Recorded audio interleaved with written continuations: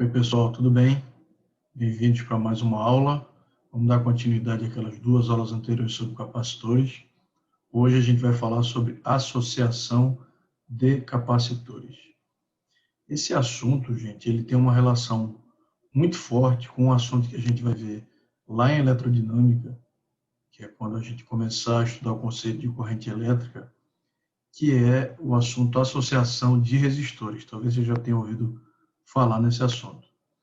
A relação que eu estou dizendo é direta porque as equações se parecem muito, apesar de serem invertidas para cada caso, e a lógica que a gente usa também é muito parecida. Então, o que é associação de capacitores ou de qualquer outro elemento de circuitos elétricos? É quando você coloca dois ou mais capacitores conectados de formas variadas. Isso é o que a gente chama de associação. Então, aqui nessa página inicial aqui, eu estou mostrando, você não sabe ainda o que é, mas isso aqui é uma associação em paralelo de capacitores, tá? E o símbolo de capacitores, né, que eu já mostrei na aula anterior, um símbolo que não é muito usado, que eu também comentei sobre ele, esse aqui é o mais comum, capacitores com capacitância constante. E aqui tem outra associação que a gente chama de associação em série. Então você pode associar elementos de circuito em série ou em paralelo. Mais uma imagem aqui mostrando três capacitores eletrolíticos aqui de tamanhos diferentes e provavelmente de capacitâncias diferentes também. Normalmente, quanto maior para aquela mesma tensão, maior capacitância, porque disso a gente já viu na aula anterior aí, que tem a ver com as dimensões do capacitor, né? E aí, quando a gente fala em associação, a gente tem que separar bem a série e a paralelo. Vamos começar pela associação em paralelo. Então está aqui, associação em paralelo. Associação em paralelo, ela tem como característica os elementos, né, a extremidade dos elementos do circuito estarem conectadas sobre a mesma queda de tensão, a mesma DDP. Deixa eu explicar o que é isso. Se você olhar aqui, ó, isso aqui é como se fosse o fio do circuito, né? O fio a gente supõe que são fios ideais, que não oferecem resistência nenhuma ao circuito. Então, se você olhar esse ponto e esse ponto, eles são comuns, eles estão conectados aqui. Uma solda, uma trilha do circuito, um fio. E esses três pontos também estão conectados em comum. O que esses três pontos aqui de baixo têm em comum? Eles estão conectados ao negativo dessa bateria aqui, V. Isso aqui é o símbolo de bateria de tensão constante, né? V, terminal positivo e negativo da bateria. E lá em cima, os três terminais dos capacitores C1, C2 e C3, ambos estão ligados ao terminal positivo. Então, isso é tipo de uma associação em paralelo. Eles não precisam necessariamente, pessoal, estar em paralelo geometricamente falando. Tá? Esse nome é um nome geral. Eles podem, um podia estar na diagonal aqui, mas o que importa para eles estarem em paralelo, desculpa, é que eles compartilhem a mesma queda de tensão, a mesma DDP. Então, se você olhar aqui a queda de tensão que está no capacitor 1, vou circular, eu vou chamar ela de V1. A queda de tensão no capacitor 2, eu vou chamar de V2. E a queda de tensão no capacitor 3, eu vou chamar de V3. Tá? Se vocês olharem, eu já falei isso, essas tensões todas são iguais à tensão da bateria, porque está todo mundo em paralelo, compartilhando os terminais ali. Lembre-se que diferença de potencial, no caso da bateria aqui, se eu chamar aqui de A de B, a DDP da bateria, o que a gente chamou lá atrás de V de AB, a gente só vai chamar de V agora, V de AB, ela é VA menos VB. É simplesmente a diferença entre os potenciais elétricos de A e B. Como A é comum a esses pontos aqui do capacitor C1, C2 e C3, aqui também é A, aqui também é A, aqui também é A, porque está todo mundo conectado. Aqui também é B, aqui também é B, aqui também é B. Então, é de se esperar que eles compartilhem a mesma queda de tensão. Se eles compartilham, a primeira coisa que a gente tem que saber sobre uma associação em paralelo não é só de capacitor não, tá, gente? De qualquer elemento, se fosse diodo, transistor, qualquer outra coisa que se use em eletrônica, isso também é verdade. Na casa da gente também, a gente não falou ainda disso, mas na casa da gente, as tomadas todas, elas são conectadas em paralelo. No caso ali, é um pouco diferente a noção, porque ali a gente está falando de tensão alternada, mas todas as tomadas, lâmpadas, são ligadas em paralelo. Elas acendem, desligam e ligam individualmente. Se elas estivessem ligadas em série, que é o que a gente vai ver daqui a pouco, quando você desliga uma, desliga todo o resto, porque no caso do circuito não passa corrente, tá?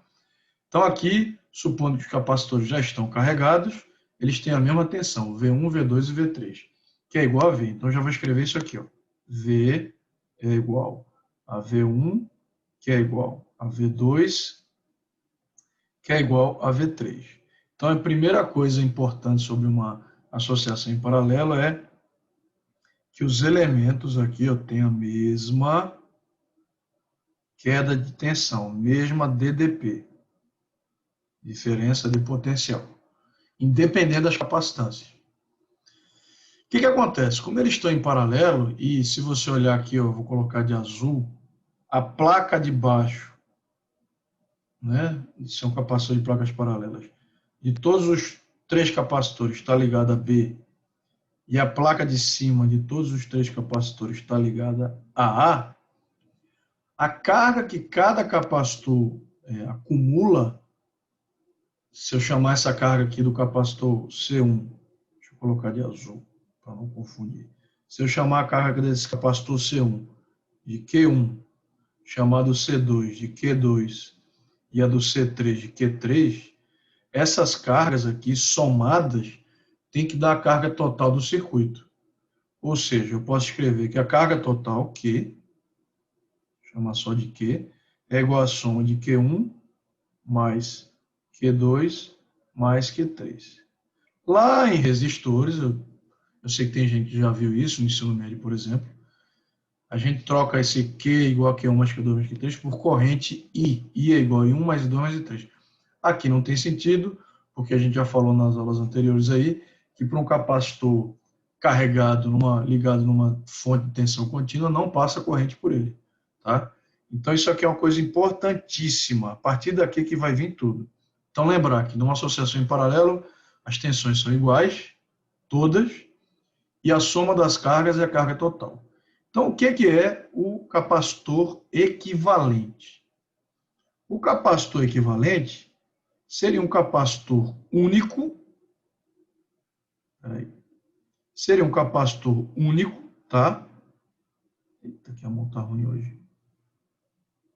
Um capacitor único que ligado a essa mesma fonte aqui. Então, deixa eu só retocar aqui, que eu risquei, tá feioso. Aqui, ó, a fonte é V, né? Tá lá, mais, menos. Sei lá, 12 volts, 15 volts, não interessa. Esse capacitor equivalente, que a gente normalmente chama de CEQ, capacitor equivalente, ele seria um capacitor único que teria a carga total desse circuito, que eu chamei de Q lá, e a tensão, obviamente, que cai nele é V. Esse capacitor equivalente, como o nome já diz, ele é equivalente àqueles 3 ali, ou 4, ou 5, ou 10. Então, nesse caso, ele representa de forma única, com uma capacitância só, o que aqueles 3 capacitores fazem. Ou seja, se eu tivesse um capacitor só, equivalente àquela associação, quanto seria a capacitância dele para ele acumular a mesma carga da soma daquelas 3 cargas, com a mesma tensão V caindo sobre ele? Então, o que a gente vai fazer? A gente vai usar a equação do capacitor, da carga do capacitor. Lembra que eu mostrei? Q é igual a C vezes V. Então, esse Q total eu continuo a chamar de Q, esse C eu só vou chamar de C equivalente vezes V. Então, deixa isso aqui guardado, porque a gente vai usar isso aqui agora. Chamar de equação 1, tá? Para ficar mais claro. Agora vamos para aquela das cargas, Q1 mais Q2 mais Q3. Chamar de 2, não importa a ordem. Se eu tô... ela apareceu primeiro, era para ser 1, não importa. Eu só estou diferenciando elas. Então ela é a 2 agora, tá? Então eu vou pegar assim, de 2, né, da equação 2 aqui, ó, de 2, que é aquela da carga. Carga total, só vou reescrever aqui. É Q1 mais Q2 mais Q3. Vamos olhar para a equação do capacitor agora. Q não é igual a CV, estou puxando a setinha aqui. Ó. Se a gente isolar Q dessa equação, como é que fica? Quer dizer, isolar não, já está isolado. Né? Se Q é igual a CV, significa dizer que em qualquer elemento que tenha Q, eu posso trocar por o produto C vezes V. Inclusive aqui, ó, em cada elemento aqui, esse Q, esse Q1, esse Q2, esse Q3. Qual é a diferença? A diferença só é que quando eu falo Q sem nada, sem 1, sem 2, sem 3, eu estou falando da carga total. Então, eu vou trocar esse Q por esse aqui, ó, C equivalente vezes V. Então, eu vou colocar assim, 1 em 2. 1 em 2. E aí, ó, vai ficar, no lugar do Q ali, eu vou colocar C equivalente vezes V. No lugar do Q1, CV também, só como é a carga 1, capacitor 1, tensão 1, C1V1, porque essa é a carga do capacitor 1. A carga do capacitor 1 acumulada por ele é a capacitância dele vezes a DDP que cai nele, que coincidentemente é igual a dos outros. Mais carga 2, capacitância 2, DDP, tensão 2. Carga do capacitor 3, C3 vezes V3. Se esses V são todos iguais, eu posso simplificar a equação todinha por V. Então, eles desaparecem e eu chego à conclusão que C equivalente é igual a C1 mais C2 mais C3.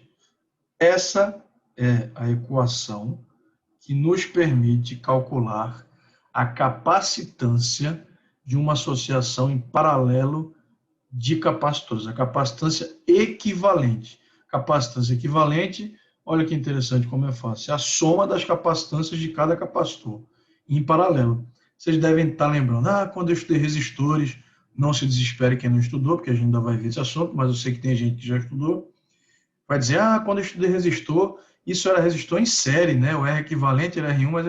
Pois é, vejam que é diferente, agora é o capacitor em paralelo. Eu posso generalizar esse resultado? Posso. Eu posso escrever isso aqui, ó. Para N capacitores em paralelo. Paralelo. Ué, nesse caso eu vou dizer que o C equivalente, vamos ao símbolo somatório, vocês já sabem usar, eu tenho certeza. Sigma maiúsculo, né? Somatório de Cn com N indo de 1, porque se eu tiver 1 é ele mesmo, ó, C equivalente, até infinito. Pronto. O somatório de todas as capacitâncias é a capacitância equivalente de uma associação em paralelo, tá? Cuidado para não confundir. Por isso que é bom saber de onde vem a equação para você não confundir. E o segundo tipo de associação é a associação em série. Então, são capacitores em série. Vejam a diferença em relação à associação em paralelo, é que é como se esses capacitores viessem agora em sequência, né? Um atrás do outro aqui. O que acontece? A tensão agora entre eles não pode ser a mesma. Ela até será a mesma, se eles tiverem a mesma capacitância. Então, essa tensão V vai ser dividida por 3, tá?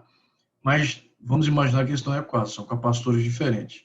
Vejam que o terminal aqui, se eu chamar aqui de B da bateria e aqui o terminal A, ele só é comum a essa parte do capacitor C1 e a essa parte do capacitor C3, A e B. Portanto, eu não posso dizer que eles têm a mesma tensão. Mas o que acontece? Imagina que eu acabei de conectar esse circuito e esses capacitores começaram a se carregar. Para ele se carregar, tem que passar uma corrente transitória inicial aí entre eles. Claro que entre as placas não passa corrente, eu já discuti isso, a corrente virtual, né? Porque é vácuo não é condutor, mas as placas vão se carregando aos poucos. Então, imagine que essa placa aqui, C1, do capacitor C1, essa parte B, assim conectada, ela começa a se carregar negativamente. Um potencial, né, inicial V dessa bateria.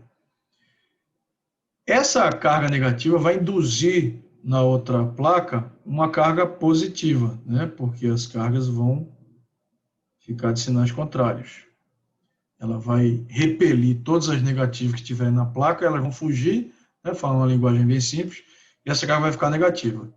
Depois que isso acontecer, essa placa positiva vai induzir aqui na placa esquerda do capacitor C2 uma carga negativa, que vai induzir depois uma positiva, que vai induzir uma negativa, que vai induzir uma positiva. Traduzindo, uma associação em série, por mais que esses capacitores sejam diferentes, e na maior parte das vezes a gente espera que sejam, tá? A carga que eles acumulam é a mesma, porque um capacitor, uma placa de um capacitor carregada, induz a carga do vizinho. Então, eu chamo essa carga aqui de Q1, chamo essa aqui de Q2 e chamo essa aqui de Q3. E a carga total, né, gerada no sistema, eu chamo de Q. Como todo mundo é igual, eu já posso escrever aqui o Q igual a Q1, Q igual a Q2, Q é igual a Q3. Vejam a diferença se a gente confrontar lá com a associação em paralelo. Lá, a carga total era a soma das cargas de cada capacitor. Aqui não. Aqui as cargas são iguais. Em relação às tensões, agora é mais fácil entender. Essa tensão V vai ter que ser dividida entre esses caras. Então, essa tensão aqui eu vou chamar de V1. Essa tensão aqui, essa DDP, eu vou chamar de V2, essa aqui é da tensão. E essa aqui eu vou chamar de V3. Como ela tem que ser dividida, o V total vai ser o V1 mais o V2 mais o V3. Compare isso agora, exatamente agora. Melhorar aqui. Compare isso com o que você acabou de anotar sobre associação em paralelo. Veja que é como se um fosse oposto da outra. Na associação em paralelo, as tensões são iguais, os V's, e a carga total é a soma das cargas. Aqui na associação em série é o inverso. As cargas são iguais e a tensão total é a soma das tensões. Então, se eu imaginar lá o meu velho e bom amigo C equivalente, aqui, ó, C equivalente, com uma tensão V e uma carga Q, o que vai acontecer é, pela equação do capacitor de novo, Q igual a C equivalente vezes V. A gente já sabe disso aqui. Vou chamar essa equação aqui das tensões de 1, vou chamar essa aqui de 2, né? Na verdade, onde tiver Q, aliás, eu não vou nem chamar de 2 ainda, eu vou fazer o seguinte. Como aqui tem V nessa de vermelho, eu preciso isolar o V dessa aqui de baixo. Se eu isolar o V, ó, V igual a Q sobre C equivalente. Então, essa eu vou chamar de 2. E eu vou chamar de 3 a equação geral. V igual a Q sobre C, equação de carga do capacitor, Q igual a CV. Chamar de 3. Por quê? Porque eu vou jogar essa 3 ali em cima, né? Então, o que eu vou fazer agora é, eu vou jogar 2 e 3 em 1. Quando eu escrever essa Q igual a CV aqui, V igual a Q sobre C, essa daqui, gente, essa é uma equação geral, mas ela vale para V1, ela vale para V2, ela vale para V3. A diferença é que quando tiver V1, eu vou trocar esse Q por Q1, e esse C por C1, e assim por diante. Então, fazendo isso, ó, no lugar do V ali total da equação 1, eu vou colocar logo Q sobre C equivalente. No lugar do V1, eu vou colocar Q1 sobre C1. No lugar do V2, Q2 sobre C2. E no lugar do V3, Q3 sobre C3. Os Q são todos iguais, então eu posso simplificar a equação por Q. Resultado final, 1 sobre C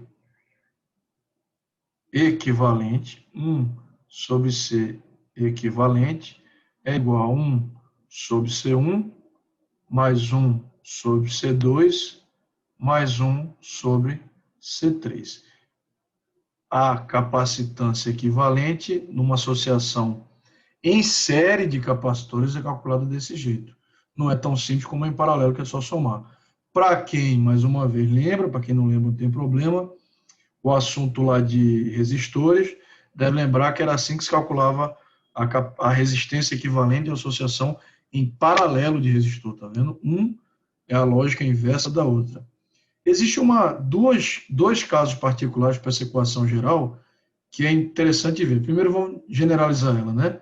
Para N capacitores em paralelo. Paralelo não, desculpa. Ó. Em série. Sai daqui. Em série. 1 sobre C equivalente.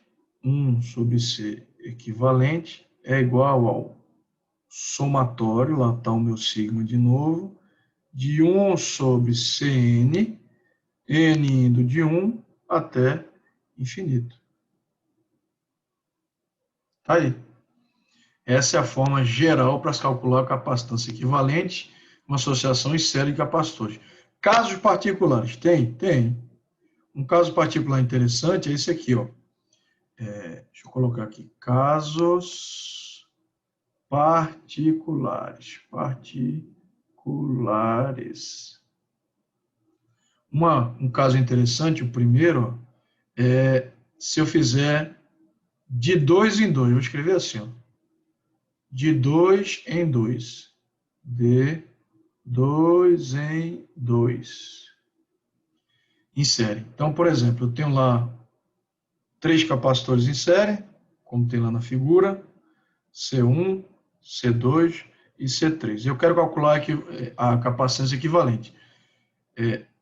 Existe uma maneira bem rápida de fazer, que eu tenho que fazer de 2 em 2. Preste atenção, não funciona 3 de uma vez só, 4.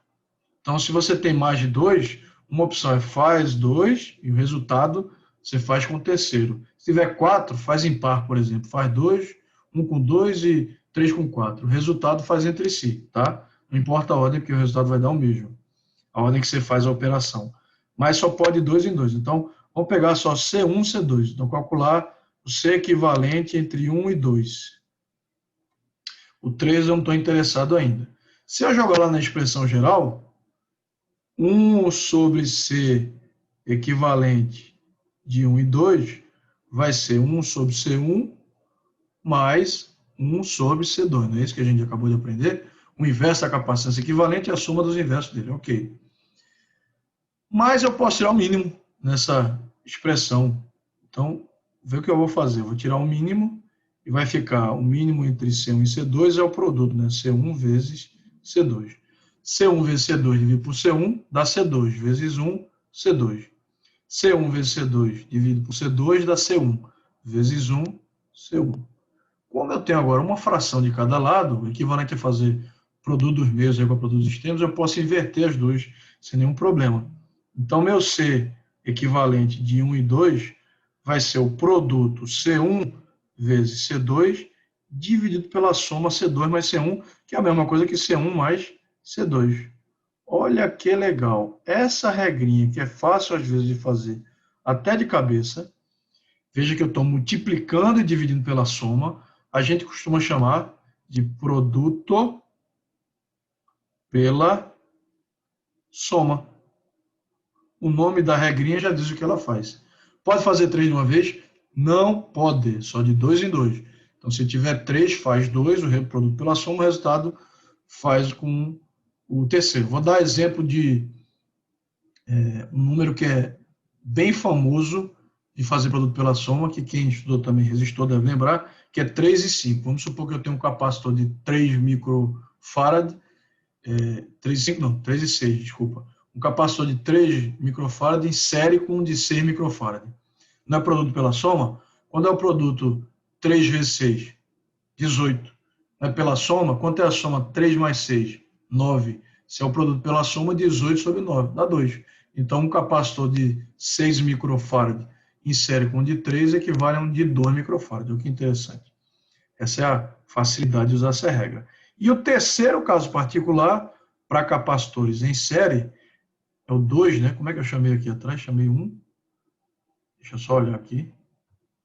Chamei de 1 de vermelhinho, então vou chamar de 2 de vermelhinho. O segundo caso particular 2 é para N capacitores em série e iguais. Pode acontecer? Pode. Então, eu tenho lá N capacitores de capacitância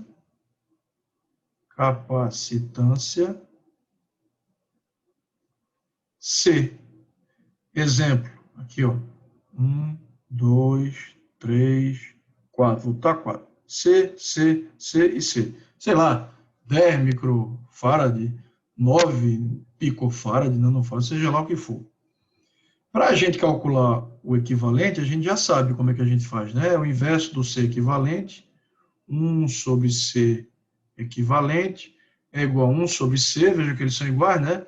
Mais 1 sobre C, mais 1 sobre C, mais 1 sobre C. Quantas vezes apareceu 1 sobre C aqui? 4, que é o número de capacitores, né? Então, ó, 1 sobre C equivalente, eita, que esse equivalente é horrível. 1 sobre C equivalente é igual a 4 vezes 1 sobre C. Se inverter, C equivalente vai dar C sobre 4. 4 não é o número de capacitores, né? Então, como é que eu generalizo essa equação para N capacitores? Que foi o que eu falei lá em cima. Para N capacitores, o C equivalente vai ser C sobre N, onde N é o número de capacitores em série. Detalhe, isso só funciona se eles forem iguais. Exemplo, 3 capacitores de 9 picofarad. 9 em série. Qual é a regra? Dividir 9 pelo número de capacitores, que é quanto? 3. Vai dar um equivalente de 3, não é mais fácil fazer assim, né? Então, esses casos particulares aparecem e muito, tá? Só para finalizar, falar de uma coisa interessante, que já tem a ver com a aplicação disso, que é o seguinte: o que acontece quando você, por exemplo, liga corpos que têm capacitâncias diferentes? Sei lá, esse cara tem uma capacitância C1 e esse tem uma capacitância C... Eita, sai daqui. E esse tem uma capacitância C2. Esse aqui tem uma carga inicial Q01, esse aqui tem uma carga inicial Q02. São condutores isolados. Você conecta um fio, vai acontecer o quê? Eles vão trocar carga, né? A gente viu isso lá em eletrização por contato. Essa carga final vai ficar igual deles? Não. Ela só fica igual se eles forem corpos idênticos, né? Mesmo material, mesmas dimensões. Aqui não é o caso. Eu deixei a figura bem clara isso. Eles não são corpos idênticos. Então, o que é que acontece aqui? Quando é que esse equilíbrio vai acontecer? Quando é que para de passar elétron de um corpo para o outro? A gente viu lá em trabalho realizado pela força elétrica que o trabalho podia ser Q delta V, né? Ou QVAB. Ou seja, só há trabalho, a carga só realiza trabalho, o campo, desculpa, só realiza trabalho, a carga só se movimenta quando ela está sujeita a regiões com potenciais diferentes. Então, quando é que elas param de se movimentar entre esses fios aqui? Quando o potencial fica igual. Entre quem? Entre 1 e 2, o corpo 1 e 2. Então, eu posso dizer que no equilíbrio eletrostático, no equilíbrio, VA, que é o potencial de A, vai ficar igual a VB.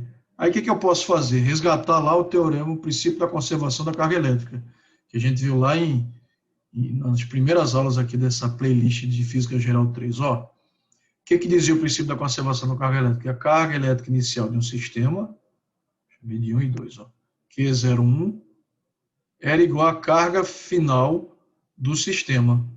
A carga total se conservava.